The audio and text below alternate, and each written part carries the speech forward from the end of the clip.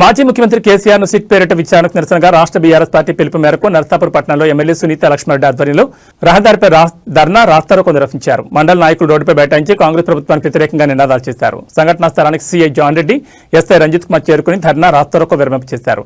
ఈ సందర్భంగా ఎమ్మెల్యే సునీతారెడ్డి మాట్లాడుతూ మాజీ ముఖ్యమంత్రి కేసీఆర్ ని సిట్ పేరిట విచారించడం సిగ్గుచేటని, ప్రత్యేక తెలంగాణ రాష్ట్రాన్ని సాధించిన మహనీయుడు కేసీఆర్ అని అన్నారు. మున్సిపల్ ఎన్నికల్లో బీఆర్ఎస్ పార్టీని బదనాం చేయడానికి కాంగ్రెస్ ప్రభుత్వం కుట్రపూరిత రాజకీయాలు చేస్తోందని మండిపడ్డారు.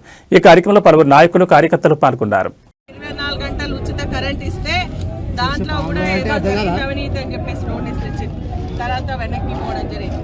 తర్వాత కాళేశ్వరం కట్టిన తక్కువ సమయంలో పెద్ద ప్రాజెక్ట్ అయినటువంటి కాళేశ్వరంని కట్టితే దేశమంతా పొందుతుంది. డిస్కవరీ ఛానల్లో గొప్పగా చూపించడం జరిగింది.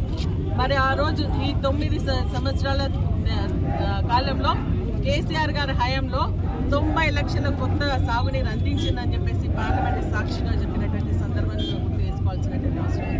ఈరోజు దేశమంతా కూడా కేసీఆర్ గారి పథకాలు కానీ కేసీఆర్ గారు చేసినటువంటి కార్యక్రమాలని పొగుడుతూ ఉంటే నిన్న మన ఛానల్ ఎకనామిక్ సర్వే 2026 కేసీఆర్ గారి వల్లనే మన రాష్ట్రంలో ధాన్యం ఉత్పత్తి పెరిగింది అని చెప్పేసి చెప్తా ఉన్నారు.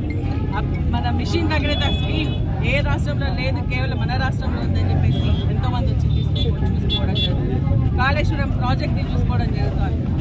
అదేవిధంగా కేసీఆర్ కిట్, న్యూట్రిషన్ కిట్ ఇవన్నీ కూడా తెలంగాణ